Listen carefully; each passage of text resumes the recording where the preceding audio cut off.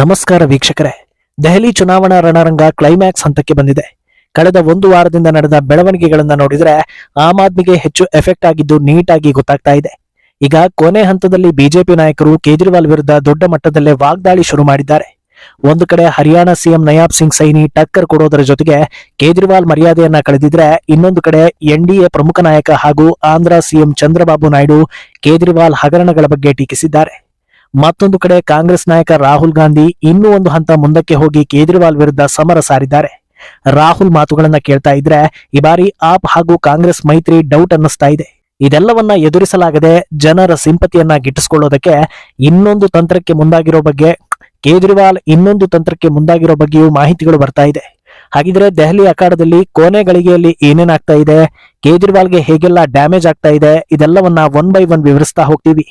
ಈ ವಿಡಿಯೋವನ್ನ ತಪ್ಪದೆ ಕೊನೆ ತನಕ ನೋಡಿ. ಅದಕ್ಕೂ ಮುನ್ನ ಮೀಡಿಯಾ ಮಾನ್ಸ್ಟರ್ ಚಾನಲ್ ಅನ್ನ ತಪ್ಪದೆ ಸಬ್ಸ್ಕ್ರೈಬ್ ಮಾಡಿ.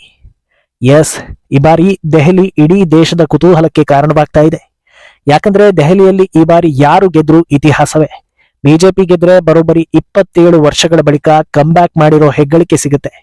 ಅಪ್ಪಿತಪ್ಪಿ ಕಾಂಗ್ರೆಸ್ ಗೆದ್ರೆ 11 ವರ್ಷಗಳ ಬಳಿಕ ಮತ್ತೆ ಅಧಿಕಾರ ಸಿಕ್ಕ ಹೆಗ್ಗಳಿಕೆ ಜೊತೆಗೆ ರಾಹುಲ್ ಗಾಂಧಿ ರಾಜಕೀಯ ಕೆರಿಯರ್ಗೆ ಪಾಸಿಟಿವ್ ಆಗುತ್ತೆ. ಇದೆಲ್ಲದರಿಂದ ಆಚೆಗೆ ಆಮ್ ಆದ್ಮಿ ಗೆದ್ದು ಬಿಡ್ತು ಅಂದ್ರೆ ಅದು ಇನ್ನೊಂದು ರೀತಿಯ ದಾಖಲೆಗೆ ಕಾರಣವಾಗುತ್ತೆ. ಇಷ್ಟೆಲ್ಲ ಹಗರಣ ಮಾಡಿ ಅಭಿವೃದ್ಧಿ ಮಾಡದೆಯೇ ಗೆಲ್ಬಹುದು ಅನ್ನೋದನ್ನ ಕೇಜ್ರಿವಾಲ್ ತೋರಿಸಿಕೊಟ್ಟಂತೆ ಆಗುತ್ತೆ. ಜೊತೆಗೆ ಭಾರತ ರಾಜಕೀಯದಲ್ಲಿ ಕೇಜ್ರಿವಾಲ್ ಅನ್ಸ್ಟಾಪೇಬಲ್ ಅನ್ನಿಸ್ಕೊಳ್ತಾರೆ. ಈ ರೀತಿ ಹಲವು ಪ್ರಮುಖ ಕುತೂಹಲ ಇರಿಸಿಕೊಂಡಿರೋ ದೆಹಲಿಯಲ್ಲಿ ಈಗ ಆಡಳಿತ ಪಕ್ಷದ ವಿರುದ್ಧ ಎಲ್ಲಾ ನಾಯಕರು ಮುಗಿ ಬೀಳ್ತಾ ಇದ್ದಾರೆ. ಹರಿಯಾಣ ಜನರ ಬಗ್ಗೆ ಮಾತನಾಡಿ ಕೇಜ್ರಿವಾಲ್ ಎಂತ ಎಡವಟ್ಟು ಮಾಡಿಕೊಂಡ್ರು ಅನ್ನೋದು ಗೊತ್ತೇ ಇದೆ. ದೊಡ್ಡ ಮಟ್ಟದಲ್ಲೇ ಕೇಜ್ರಿವಾಲ್ ವಿಷದ ಹೇಳಿಕೆಗೆ ವಿರೋಧ ವ್ಯಕ್ತವಾಯಿತು.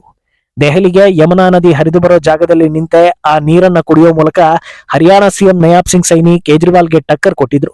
ಈಗ ಮತ್ತೊಮ್ಮೆ ಟಕ್ಕರ್ ಕೊಡೋ ಕೆಲಸ ಮಾಡಿದ್ದಾರೆ. ದೆಹಲಿ ಜನರು ಕೇಜ್ರಿವಾಲ್ ಅನ್ನ ವಾಪಸ್ ಹರಿಯಾಣಗೆ ಕರ್ಕೊಂಡು ಹೋಗಿ ಅಂತ ಹೇಳ್ತಾ ಇದ್ದಾರೆ.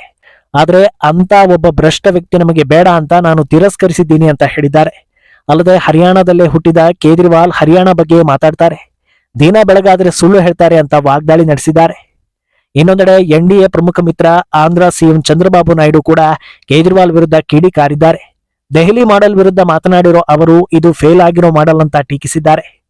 ಆರ್ಥಿಕತೆ ಹೆಚ್ಚಿಸುವವರು ಆರ್ಥಿಕ ಸ್ಥಿತಿ ಹಾಗೂ ವೆಲ್ಫೇರ್ ಬಗ್ಗೆ ಮಾತಾಡಬಹುದು, ಆದ್ರೆ ಯಾವುದೇ ಆರ್ಥಿಕತೆ ಸೃಷ್ಟಿಸದ ಕೇಜ್ರಿವಾಲ್ ಈ ಬಗ್ಗೆ ಮಾತಾಡೋದೇ ಹಾಸ್ಯಾಸ್ಪದ. ಆಸ್ತಿ ಹಂಚಿಕೆ ಬಗ್ಗೆ ಎಲ್ಲ ಮಾತಾಡೋದಕ್ಕೆ ಕೇಜ್ರಿವಾಲ್ಗೆ ಯಾವ ಅರ್ಹತೆಯೂ ಇಲ್ಲ ಅಂತ ಹೇಳಿದ್ರು. ಬೇರೆಯವರ ಬಗ್ಗೆ ಆರೋಪಿಸೋದಕ್ಕೂ ಮುನ್ನ ಮೊದಲು ನಿಮ್ಮ ರಾಜ್ಯವನ್ನ ಅಭಿವೃದ್ಧಿ ಪಡಿಸ್ಕೊಳ್ಬೇಕಿತ್ತು ಅಂತ ಟಕ್ಕರ್ ಕೊಟ್ರು.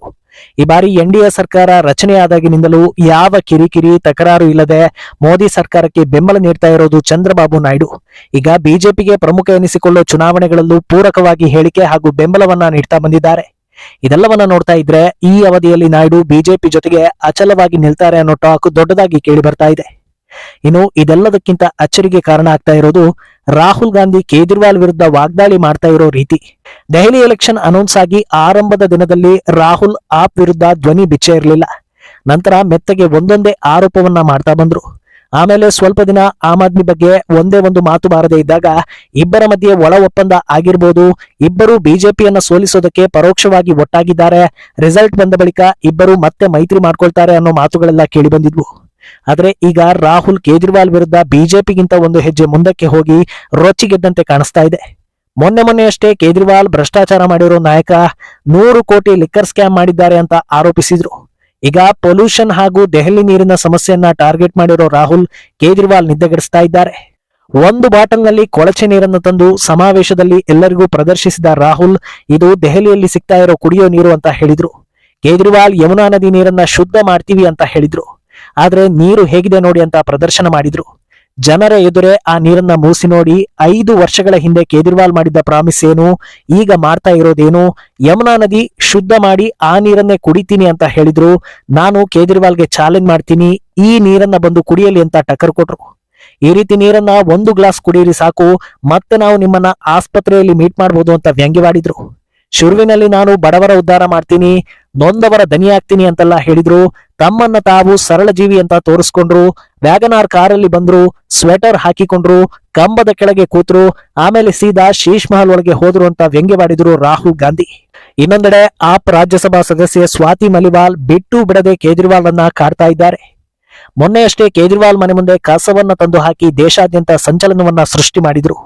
ಇವತ್ತು ಮಹಿಳೆಯರ ಜೊತೆಗೆ ಕೇಜ್ರಿವಾಲ್ ಮನೆ ಎದುರು ಯಮುನಾ ನದಿ ನೀರನ್ನ ತಂದು ಪ್ರೊಟೆಸ್ಟ್ ಮಾಡಿದ್ದಾರೆ. ಈ ವೇಳೆ ಮಾತನಾಡಿರೋ ಸ್ವಾತಿ, ಕೇಜ್ರಿವಾಲ್ ಯಮುನಾ ನೀರನ್ನ ಚರಂಡಿ ನೀರಿನಂತೆ ಮಾಡಿದ್ದಾರೆ. ಯಮುನಾ ನದಿಯಲ್ಲಿ ಕಪ್ಪು ಕೊಳಚೆ ನೀರು ಹರಿತಾ ಇದೆ. ಯಮುನಾ ನದಿ ನೀರು ವೆಂಟಿಲೇಟರ್ ನಲ್ಲಿದ್ರೆ ಕೇಜ್ರಿವಾಲ್ ಅರಮನೆಯಲ್ಲಿ ಜೀವಿಸ್ತಾ ಇದ್ದಾರೆ ಹಾಗೂ ದುಬಾರಿ ಕಾರ್ಗಳಲ್ಲಿ ಓಡಾಡ್ತಾ ಇದ್ದಾರೆ ಅಂತ ಟೀಕಿಸಿದ್ರು.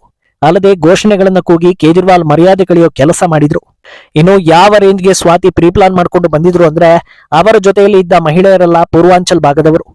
ಪೂರ್ವಾಂಚಲ್ ಬಗ್ಗೆ ನಿರ್ಲಕ್ಷ್ಯ ಮಾಡಿದ್ದಕ್ಕೆ ಅಲ್ಲಿನ ಜನರಿಗೆ ಕೇಜ್ರಿವಾಲ್ ಕಂಡ್ರೇನೆ ಆಗಲ್ಲ.